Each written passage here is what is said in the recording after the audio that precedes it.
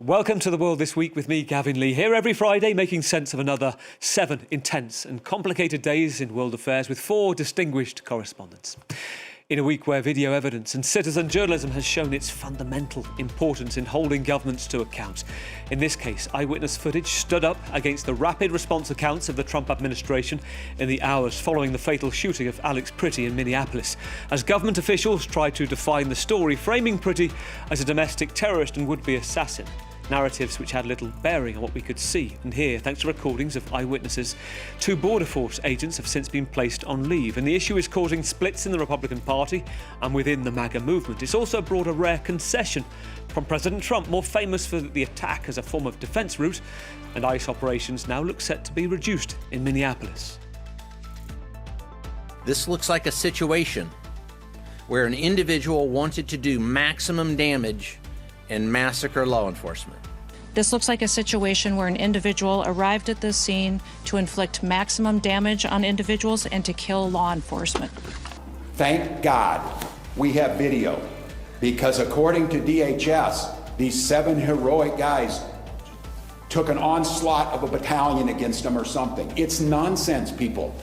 It is nonsense and it's lies. Iranian regime. Time is running out with the explicit threat spelt out on Trump's Truth Social, with a, quote, massive armada of US military might making its way into the Arabian Sea. The USS Abraham Lincoln, a nuclear-powered aircraft carrier, has now sailed into strategic waters, leaving a binary choice: face the wrath of the US military for a second time in less than a year, or agree on a new deal on the nuclear program. And this comes 2 weeks after an uprising was savagely suppressed. The death toll of protesters, according to the regime, 3,000. According to opponents, 30,000. Iran's regime has now hit back at the Trump administration with a warning, quote, the fingers are on the trigger. That's, I think, what you're seeing now is the ability to posture assets in the region to defend against what could be an Iranian threat against our personnel. They certainly have the capability to do it because they've amassed thousands and thousands of ballistic missiles that they've built. Despite the fact that their economy's collapsing, they keep spending money on that. And it's been a week that Israel held the final funeral for the last hostage in Gaza, Master Sergeant Gan Gavili, whose remains were identified by IDF troops in a search of a cemetery in Gaza City and confirmed as his on Monday. It brought to a close a 2-year, 4-month search for the police officer known as the Shield, who was killed as he defended a kibbutz during a Hamas massacre on October the 7th.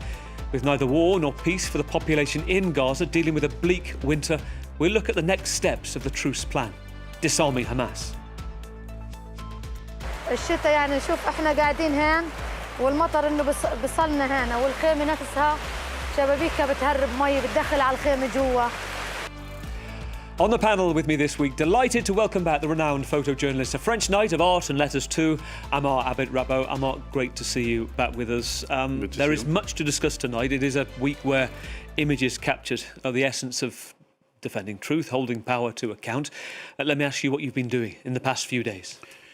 Oh, very different things, because, you know, I like to do very different things. So it went from, I was back in Damascus last week documenting slowly the after Assad, so destroyed neighborhood, people sometimes still looking for their missing ones, but also people cheering or celebrating new places, there's beautiful energy in Damascus.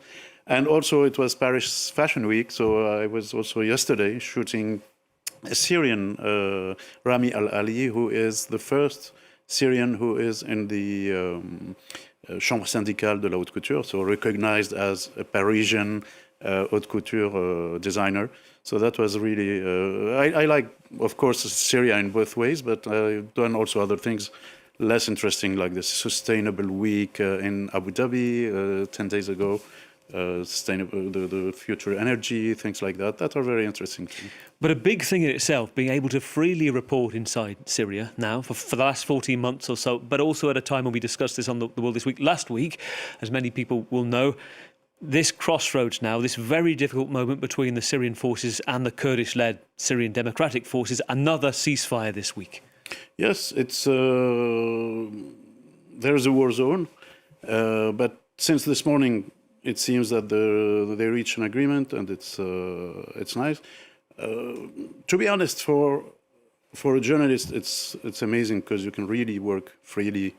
Of course, when it's in combat zone, it's like everywhere. You need to be to have the right badges or the right permits, etc. But other places, you can talk to people, you can interview people. It's very, very different from for what it was. And rediscovering the country again. Of course.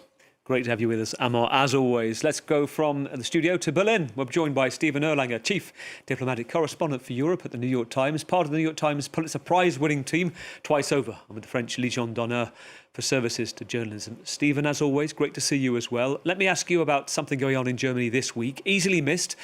The government offering €1 million reward for evidence to find out who's behind the suspected sabotage of the power grid, causing a blackout in Berlin. Were you affected? What's going on? I'm glad to say I wasn't, but I had friends who were definitely affected, and it was quite extraordinary. In a modern city, very well served by infrastructure, sabotage, which officials tell me was quite sophisticated. They're investigating whether Russia was involved or some other group, but it was taken credit by a very left-wing group. Shut down power and heating to thousands and thousands of people in the dead of winter. Now, what it's supposed to accomplish, I have no idea, but I think it is a warning for all of us, about how vulnerable we are to sabotage from wherever it comes.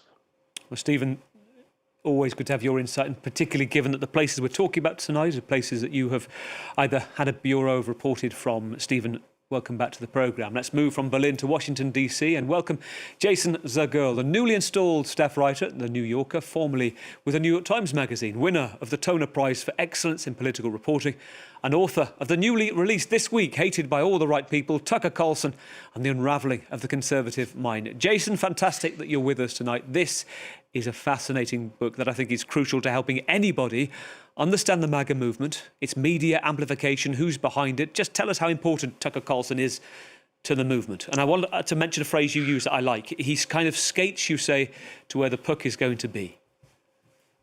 Yeah, he has a very finely tuned political radar, professional radar. He is extremely influential within the MAGA movement, not only in the sense that he is, very close to Donald Trump and even closer to J.D. Vance. He's someone they listen to, someone whose opinion they seek.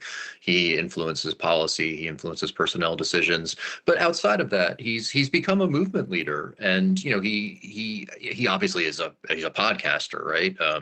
It doesn't seem like it's the most prominent role, but I think he conceives of his role as being bigger than a podcaster, and he says these things on his show not just to gain an audience, but to influence that audience and to lead them in certain political directions. And within the MAGA circles, I can't think of anyone who is more influential certainly in the media space. And I think even you go into the political space, I think just behind Donald Trump, I think a lot of people in that world they look to Tucker for guidance and for approval. And he has become in some ways even more central to that world than he was when he was on Fox, and he had the most highly rated show in cable news history. So he's someone who has really managed to stay in the picture and actually increase his prominence in ways that are really surprising given the world he's operating in.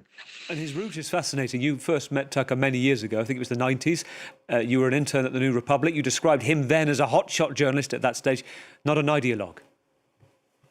Yeah, he was a really good magazine writer. I think for people who are only familiar with Tucker Carlson in the past decade or so, I think and one of the things I was hoping to show with this book is he started in a very different place, both ideologically and professionally. He was someone who was devoted to accuracy and facts. He still is a good writer. He was a very good writer back then. His politics and his ideology has changed a lot over the past 30 years, and I think in his changes you see these larger changes that have played out in conservative media and conservative politics. There is a key driving force that you touch on. I think many might know this because it's been so widely viewed. What could have created his villain story, as some see it, or hero story for others. This now famous interview where he presented a CNN show called Crossfire when Jon Stewart appeared, which pretty much led to the programme being cancelled. This is what happened.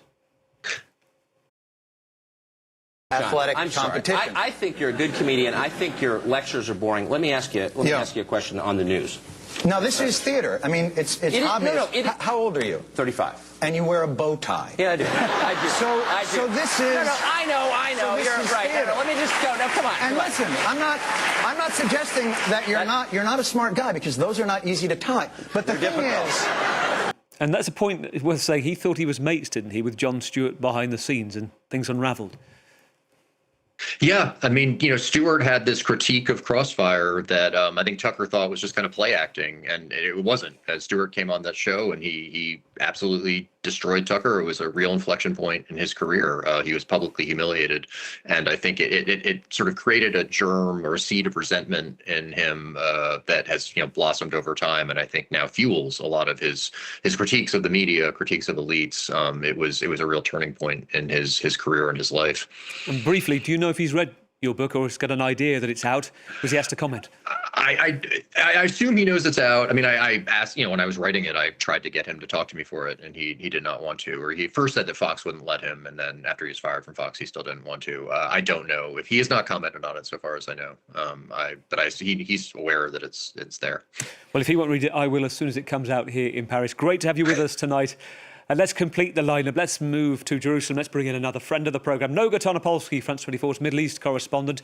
Noga, it's the last Friday of January, as Amar said when he came in. It's the last time we can say Happy New Year, and probably the last time any resolutions are going to be even thought about. So did you make one, and have you stuck to it? I don't make resolutions. Because? It's not my personality. Because you might not keep to it. I try to live the moment.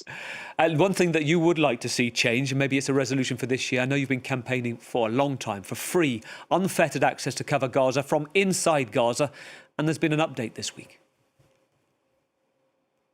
Well, there's been an update that's not an update, and this does touch actually on what Jason Zegerle was just discussing, which is the fakeness of politics. So we have an update in which the Supreme Court did finally address, after months and months, and I think 9 delays, the Foreign Press Association's demand to be allowed to cover Gaza. And the demand was met finally with a delay until March. And it was very interesting to listen to the final hearing, because even the Supreme Court judges asked perfectly logical questions from the government's attorney. And the government's attorney basically kept saying, of course they can't go in. No, they can't go in. And the judges said, well, if Rafah is opening, one of our subjects for tonight, the border between Gaza and Egypt, journalists could enter from there. And the government's attorney responded on a subject he shouldn't have known anything about. He said, if Rafah will open. And so here we find ourselves at a moment in which ostensibly maybe journalists will be able to enter Gaza, but in reality, we absolutely cannot. We find ourselves at a moment in which Israel officially, I think for the 4th time now, but this time for real, announced that the Rafah crossing will open Sunday, but in reality, it's not really opening. Right, OK, so the next phase due to start, but journalists still phased out of getting into Gaza. We'll get into that very shortly. Great to have you with us. Noga, let's go and move to Minneapolis, Nicollet Avenue, just past 9 in the morning on Saturday, where it was day 56 of Operation Metro Surge, a federal border patrol agent, more than 3,000 strong, with their stated purpose to identify, arrest and remove people in the US without legal status. It was minus 20 degrees Celsius, and 37-year-old intensive care nurse Alex Pretti was in a group of civilian observers, protesters, activists, filming, blowing whistles. He was being moved back from the roadside to the curb while filming, gesticulating to border agents when an agent shoved a female protester to the ground. Alex Pretti stepped between the agent and the woman. As you can see, still recording with one hand, his other held to his face as he was tear-gassed. 28 seconds after the start of that footage, Mr. Pretti was wrestled to the floor. He's shot dead. He was fired at 10 times. We know from the video verification, the frame-by-frame forensic units of the New York Times, the BBC, ABC, Washington Post, he was carrying a gun on his waist, which was pulled from him by an officer shouting that he had a weapon before another officer shot him. 2 officers continued to shoot 10 times as he lay on the ground, and they backed away from the scene. Several returned to attend first aid. We now know he had a licence to carry a gun, that he didn't draw the weapon, he only held the phone to record. Other footage has emerged of a previous encounter with Border Force, where he's wrestled to the ground days before for shouting at agents, for kicking the back of a car and for damaging a rear light as well. I mentioned the dual narratives playing out in the hours that followed. President Trump was in Washington, D.C. on a rare weekend away from Mar-a-Lago. He was promoting the Melania film that was being given its first screening at the White House. At that time, federal authorities, the Department for Homeland Security, had refused to allow the local law enforcement to access the scene of the crime, normally routine in a police investigation. The federal agency asserted that it was under its control. But after 24 hours, after threatening legal action, the Minnesota Bureau of Criminal Apprehension was given access. This all added to claims from the Democrats that the streets were being made unsafe by ICE, and the investigation was likely to be biased. Former Presidents Obama and Clinton issued statements warning America's core values were, quote, under assault, and calling on ICE agents to leave. President Trump's tone then uncharacteristically changed from its firm defence of anti-immigrant operations, blaming Democrats, to speaking about the tragedy and the need to, quote, de-escalate a little bit. Nobody knows when they saw the gun, how they saw the gun, everything else. Bottom line, it was terrible. Both of them were terrible. The other was terrible, too. And I'm not sure about his parents, but I know her parents were big Trump fans. Makes me feel bad anyway. Well, this week, that de-escalation has seen the ICE chief, Greg Bovino, replaced as a presence in the city by Tom Honans, the White House border czar, softening the rhetoric and the tone. Nothing's ever perfect, and anything can be improved on. And what we've been working on is making this operation safer, more efficient, by the book. As of tonight, a funding bill pledging more cash to the Border Force has been rejected by the Democrats. It's likely to lead to a possible effects of another government shutdown. We shall see. Jason, let's begin with you. Your reading of this week's events, the significance of the moment itself for America under President Trump. Well, I think the Trump administration, you rarely see them try to de-escalate. You rarely see them try to back down. And I think that was an acknowledgement of reality. I mean, the images from Minneapolis are horrific. The killing of both of these two people, Good and Pretti, and for the administration to even, for Donald Trump to even sort of express any kind of empathy is unusual. I think the real question now, though, is how much of a de-escalation is this? I mean, obviously they've pulled out Greg Bovino. They've criticized Kristi Noem, who's the DHS secretary. They've sent in Homan. But are these just, sort of surface changes, window dressing? Are they still going to continue with this armed operation in Minneapolis?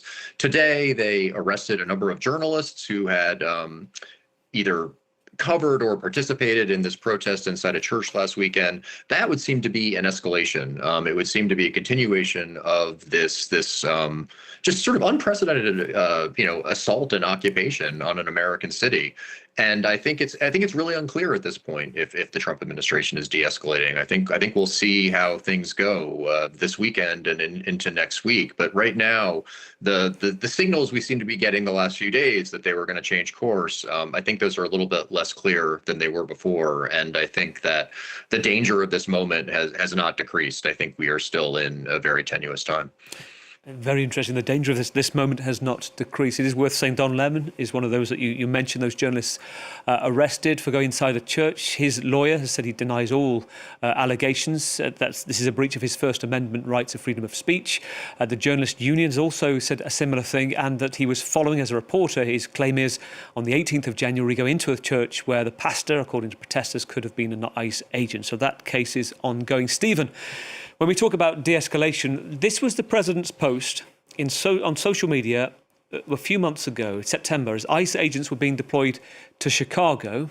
He talks about Chipocalypse Now. He uses an Apocalypse Now AI image, framing the ICE raid as a war. Quote, I love the smell of deportations in the morning. Now, he would say he's joking, but it doesn't seem so funny now. Well, it hasn't been funny from the beginning. I mean, the Justice Department announced it was opening up a civil rights investigation into the death of Nurse Pretti. I think that's a good sign. We still don't know the names of the people who shot him because they were masked and had no names on their semi-uniforms. I'm hoping there will be murder charges placed against them, but under what authority, I really don't know. I mean, Trump has obviously gone out of his way to underline his pledge in the campaign to crack down on illegal immigration, but he's doing it in Democratic-run cities. He's trying to do it in Portland, Maine. I mean, Minneapolis is a very good example. The governor was the vice presidential candidate who ran against him. So it's all a little ugly, a little political. I think it is true that Bogniano and Kristi Noem wildly exaggerated, telling lies about what happened. And I think this is a very important moment. We've been very lucky that the film exists to show what actually happened, to show the lies of the government officials who are supposed to represent us and who are supposed to provide justice for all. So I think it's a deeply unsettling moment, and even Trump has understood that it's damaged him quite a lot. No, that is a good point, actually. There are those around in Trump's circle briefing to some reporters this week that he was uncomfortable with it. It's different to what we were seeing publicly, to a nuanced degree. Amar, this is a story where images have spoken louder, as Stephen said, than words, and they came thick and fast from the government trying to control the narrative. As a photojournalist, what have you made of this week?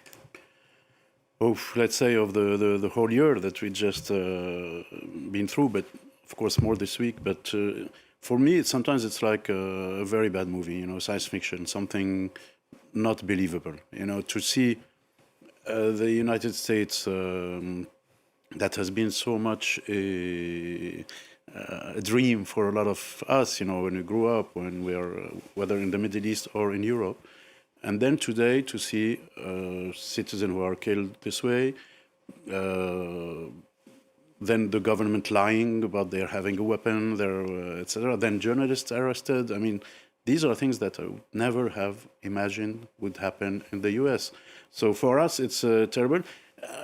I would say, I mean, it's maybe the ultimate step of this whole alternative reality thing. The facts don't matter anymore. We've seen it in Gaza. We've seen it anywhere else. Things come and people look at them. Then there's AI. They don't know if they're seeing is true or if it's fake. Then you show images like the one you showed of Pretti killed in Minneapolis, and people would tell you, "Oh, are you sure this is not AI? Are you sure this is true?" Etc. etc. So it's for us. I mean, for people who are working with truth, not the alternative truth, the real truth, and photos and facts and field reporting, etc. etc. It's a nightmare. Yeah, it's a real nightmare. But at the same time, it's the reason that you're on this programme, the reason that people trust you because of the work you see, that you're always going to not appeal to a certain section who don't want to be appealed to. And I wanted to get your thoughts on two particular images actually this week that have shown quite striking testimony of what's going on where perhaps we would have missed it. This is the first one. This is Tayana Gibson-Brown this week. Let's take a look at this image. She's surrounded by ICE agents at her door. The New York Times analysis of this picture, if we can see the image. Here we go. Pointing to high-tech level of weaponry, silencers used akin to what soldiers in Afghanistan and Iraq would use, not usually on immigrant raids. You can see she's in her Crocs and her overalls. Her husband was brought out of the house. He was later returned after breaching a Fourth Amendment right, according to the judge. And this is the other image here. This is particularly striking. Same in Minneapolis once again.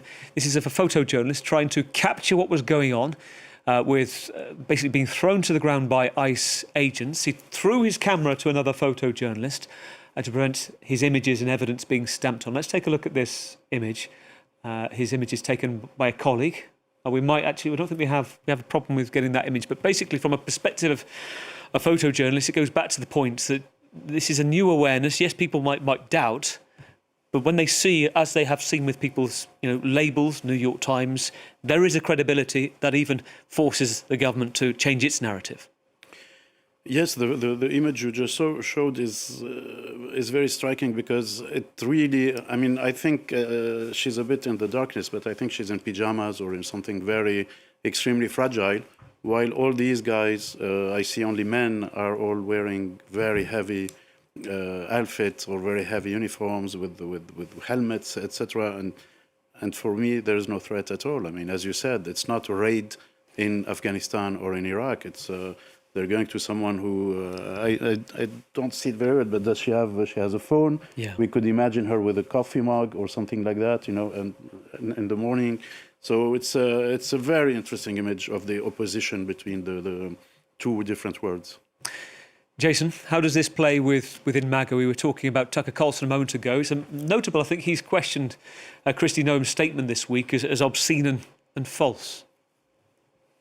Yeah, Tucker Carlson has actually behaved, for him at least, fairly responsibly, at least initially. I mean, he put out in his newsletter, I think he expressed actual empathy when Renee Good was killed, and it said this is someone whose immigration policies or her views about immigration I'm sure I disagree with, but that doesn't mean she should be shot dead in the street. That is a very low bar, I realize, but there are so many people in the MAGA world who did not clear that bar that I think you should give him a little credit for doing so.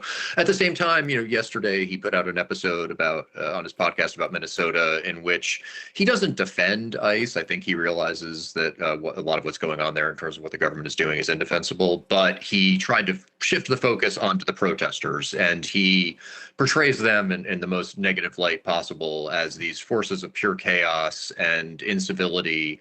And I think I don't have the exact language in front of me, but I think at one point he says something along the lines of they are opposed to white people, they are opposed to Christians, and that's the direction that he seems to want to be taking this. And he's saying, this is just a small example of what might come to the whole country if we don't sort of stop these forces. So it'll be interesting to see if people in MAGA world kind of follow his direction there and try to portray this as a bigger, almost civilizational fight, because that was certainly the spin that Tucker seemed to be putting on it.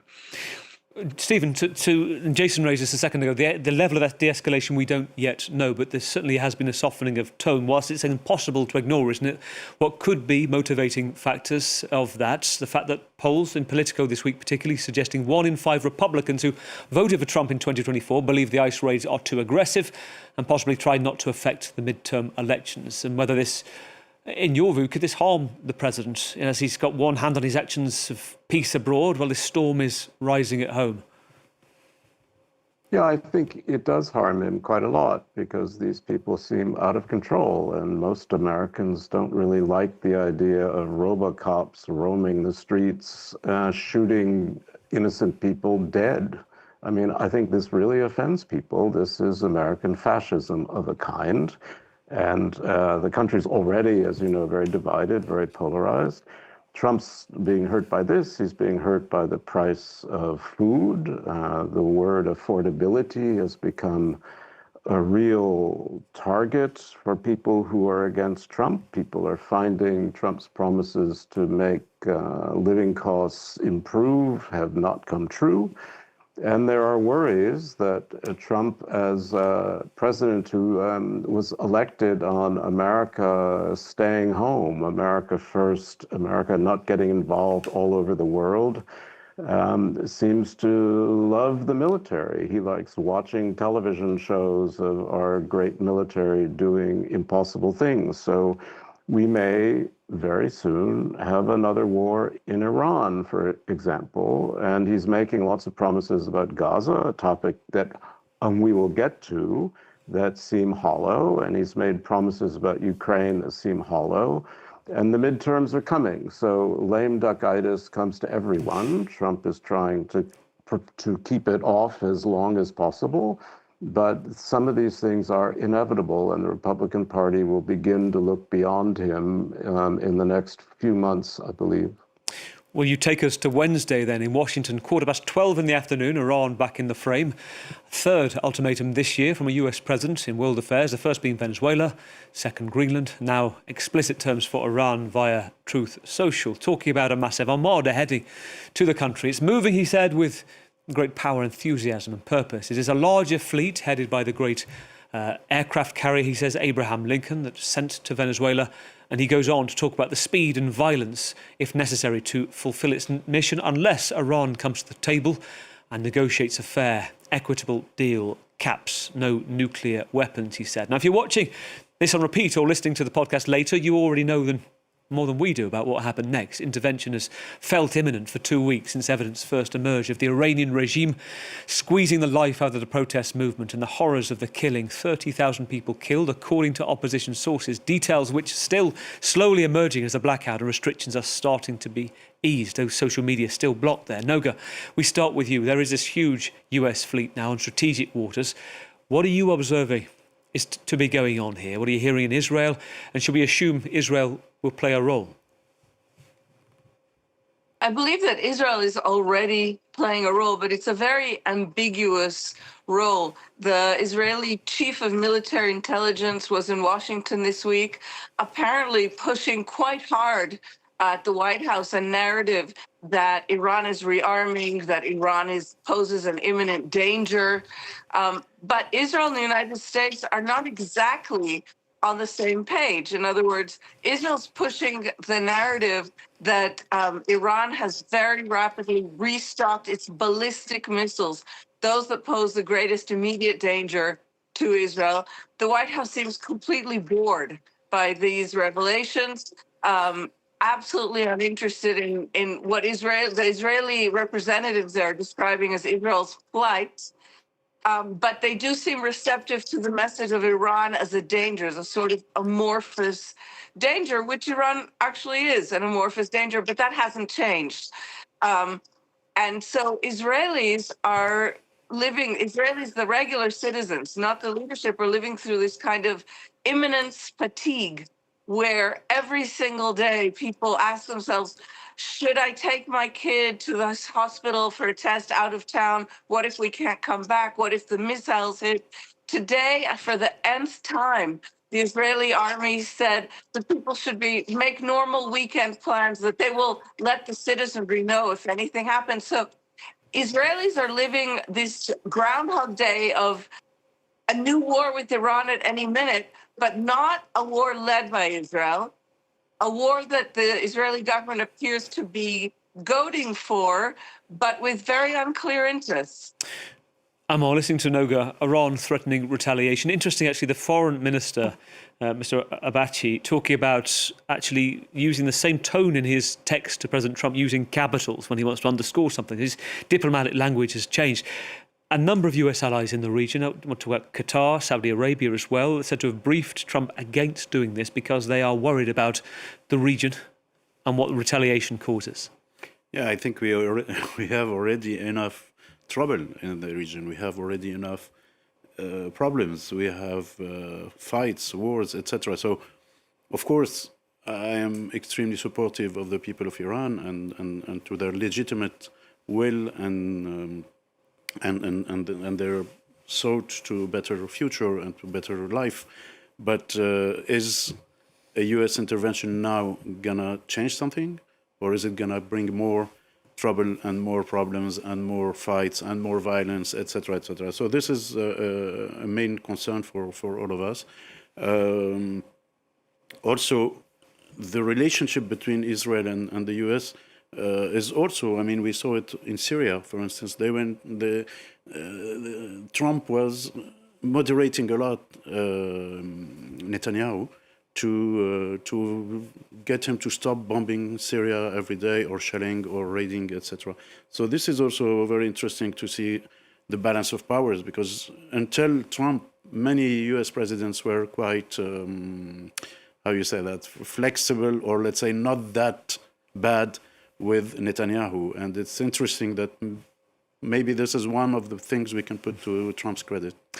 Jason, maybe that's one of the things we can put to Trump's credit. Let me ask you about well, what happens next and where it sits with the MAGA base as well. A manoeuvre like this. And I mention this because I spoke earlier today to the former General Sir Richard Shirreff, who was Deputy Allied Commander Supreme Commander of NATO forces, the most senior official within Europe. The commander is always American. And he said for the Venezuela attack and previously in Iran, NATO, as is usual protocol with the Americans, they didn't get briefed before, and he has no idea, and his colleagues and his old colleagues have no idea of what the actual goal is. And I'm not asking you to understand what Trump's goal is. It seems to be deliberately or not deliberately not specified right now. Does it split the MAGA base, though, or not, what he's doing? That's the really critical question, and I think it gets to the question of what does actually MAGA believe? Do they actually believe in sort of America First principles and isolationism, or do they believe in Donald Trump and whatever Donald Trump says they'll believe? And I think there are certainly people within MAGA world who think that it is a true coherent ideology. And I would say Tucker Carlson fits into that group. I think Steve Bannon fits into that group. They have isolationist principles, and they have America First principles that Trump's actions here are violating. But I don't know if that's where MAGA voters are. I think that, MAGA, and this will be a real question for what happens once Donald Trump departs the stage. What do they actually believe? And right now, polling is still a little bit inconclusive, but I think you've seen a real shift in some MAGA voters who, once said they were voting for Donald Trump because he's going to keep us out of these, these foreign entanglements, and he's going to put an end to American adventurism. And yet now that he has, attacked Iran once, now that he has had this military action in Venezuela, now that he's making these noises about Greenland, they're changing. They're changing their views, and they're saying we actually support this. We like this. And basically they're going to be willing to go wherever Donald Trump says they should go and where he wants to take them. And so, there have been so many times over the course of the last decade where people say, like, this is the moment that Donald Trump's going to lose his voters and there's going to be these fractures. And they haven't really emerged because at the end of the day, people just they like Donald Trump, and they seem to be comfortable going wherever he tells them to go. Which, Stephen, gives a confidence in itself, does it not? And I ask you a question, maybe it's just impossible to answer, but if anybody might be able to answer it, Stephen, it's you. Does this lead up right now, your instinct, your experience over the years following the US administrations, does it suggest a deal can be done? Or is it too impossible to tell with Trump? Or does an intervention feel close? Well, it's an interesting moment. I think the Americans are very tempted with Iran's regime, the Islamic revolution at its weakest point, to try to overthrow the regime. I think that's a great temptation, to decapitate it, to hit the Islamic Revolutionary Guards Corps, to try to intervene on behalf of the protesters, even if it's late. It's a great temptation. But MAGA, I don't think, likes long wars. It doesn't like American occupations. So if Trump thinks this can be done quickly, with a couple days without American troops, I think the temptation's very, very real. But as Marco Rubio himself told Congress, I believe on Wednesday, we don't know what would happen afterwards. We don't know who would lead Iran, and it's very possible, if there is a decapitation of the leadership, that a young, more militant group led by the IRGC would take over the country in the name of Islam and run for a bomb, because that would be the best deterrent possible. So these things are they're in play. The debate is going on inside Washington. You can hear it almost by putting your ear to the wall. I mean, you have people who don't want to take the risk.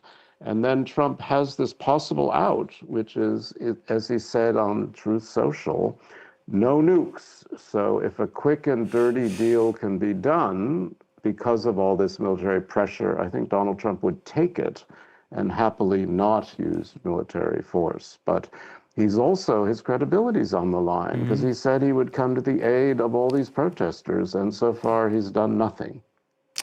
Well, as we wait, Stephen, let's move elsewhere in the region to the city of Maitar, southern Israel, Wednesday morning, 10:30, when the funeral began for the final hostage who's been held in Gaza, Ron Gavili, the last of 251 captives taken 2 years, 4 months ago. He'd been killed on October the 7th. He was a police officer, credited with rescuing more than 100 people fleeing the Nova Music Festival on the day of the attacks. He died later that morning while defending Kibbutz Alamin. His story resonated across the country. His nickname is the Shield of Alamin. His mother, Talik, paid this tribute at the service.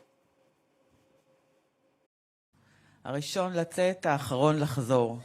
האחרון שחזר. באותו יום ארור, דמיינתי אותך מסתכל לי בעיניים ואומר לי, שומעת, את לא בוכה. את גאה, את גאה. Well, his repatriation and burial is seen as a significant milestone in the implementation of the so-called Trump peace plan for Gaza. The official name is the Comprehensive Plan to End the Gaza Conflict, as it fulfills the conditions for the release of all hostages, living and dead, to pave the way towards an attempt to demilitarize and rebuild Gaza, and in the short term to open the main corridor into the Strip from Egypt, the Rafah crossing, as Noga mentioned a moment ago. And to you first, Noga, your notes, your reflections on the symbolism of this week. A chapter closed? I think very much so, although it's still underway, Gavin. Just about an hour ago, the final Shabbat, Sabbath service for hostages' families was held at Hostages Square in Tel Aviv. It's a name I think is going to stick, as I think this 2-year, 4-month trauma for Israelis is going to stick. And it's a very unpredictable inflection point, which the Prime Minister is painting as a clear-cut victory for himself. He said openly, I promised I'd bring them all home, and I brought them all home, living and dead. And yet the responses to this have been continued despondence among Israelis and the beginnings of expressions of real anger, especially from family members of hostages who were taken alive, who survived for months or even a year in captivity, and who were then killed. And so there have been some family members very, very vocal, and you do have the sense of kind of a shift in the political sphere, with the last hostage coming back, an ability to speak more openly about it. Prime Minister Netanyahu has done everything within his very great power to prevent there being an investigation into the events, what led to the events of October 7th, what caused the greatest security failure in Israeli history. And for now, he has succeeded. But those demands are growing. And we're going to just have to see over the next few days and weeks how these feelings develop. Stephen, listening to Noga, on Thursday, when it comes to moving and momentum of this next phase of the ceasefire truce deal, he said in the cabinet meeting, quote, it looked like Hamas would disarm. He didn't give any more details. Plus, there's a new figure in the command of the International Stabilization Force tasked to, quote, lead security operations, support comprehensive disarmament. This is Major General Jim Jeffries. Do you sense there is momentum, even though there's nobody on the ground yet? Well, I hope there's momentum. I don't see Hamas disarming, frankly. I mean, they say they never agreed to disarm. I don't know who's going to go in and disarm them. The Israeli army spent 2 years trying to destroy them and clearly failed to some degree. And Israel, in a way, has already subdivided Gaza. It's already repartitioned this tiny place into an Israeli-held part of Gaza, which can be redeveloped, and a kind of rubble-strewn Hamas-run part of Gaza. I hope that can change. I'd like to be optimistic. I believe that if Hamas is given the right kind of incentives and jobs in a new administration, that it might be possible. Obviously, Hamas isn't the military organization it was before the war, not at all. But there are generations of hatred built in, which is kind of a given. So I would like to be optimistic, but, the problem in this whole issue, which Noga writes beautifully about and which I've covered for a long time, is pessimism is probably a pretty good option. Yeah, it's often the hope that does it for you, isn't it? Amar, one bit of hope, comparative, in all of this. Aid agencies reporting this week on the food crisis, saying that the looting has largely disappeared. Aid is being allowed in. They're saying conditions are bleak, but basic and better. But of course, as Noga said right at the top, international journalists still not allowed in to assess, to report on daily life. What are you making of what you're seeing from inside? You know this place. And the idea that, there are two boards of peace coming along now that are trying to make lives better, to develop this place. Not only journalists are not allowed in the new rules, but also the NGOs might be expelled or might have more difficulties. I've seen people from Médecins Sans Frontières or Doctors Without Borders who are really worried about access to Gaza in the future. Also, something funny happened funny. Yeah, everything is weird in this area, but the Israelis finally acknowledged or recognized or accepted the figures of the death toll that were around 70,000, which is an incredible number. And for the last 2 years, we've been, you and me and many reporters, we've been attacked everywhere by saying, these are Hamas figures. What do you know? You're not there. Well, we want to be there. We were told denied by Israel, and IDF, questioned by finally, it was an internal briefing this week, wasn't it? Reporters saying effectively they agree it's around about 70,000. The Gaza officials saying it's 71,000, but it's there and thereabouts. Thank you. So, yes. To which it is. I wish I would have hope, but I have to stay a bit pessimistic. Or realistic. Or realistic, unfortunately. Yes. Amar, it's always great to have you on board. All the team tonight, thank you so much to the panel. A brilliant insight, years of unique experience and on-the-ground reporting too, and awards for doing so. I've been joined in the studio by Amar Abed Rabot, independent photojournalist, French Knight of Arts and Letters. Thank you, Amar.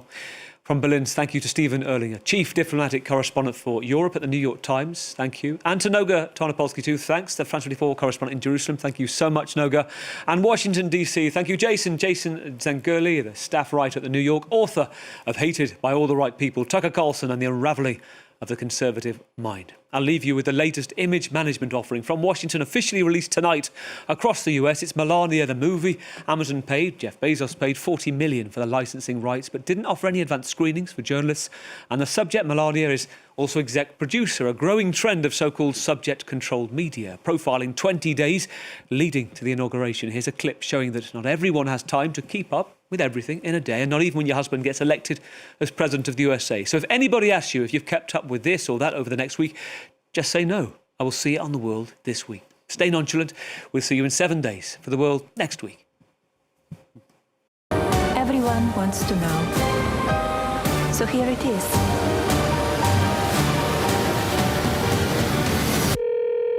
Hi, Mr. President. Congratulations. Did you watch it? I did not. Yeah, I will see it on the news.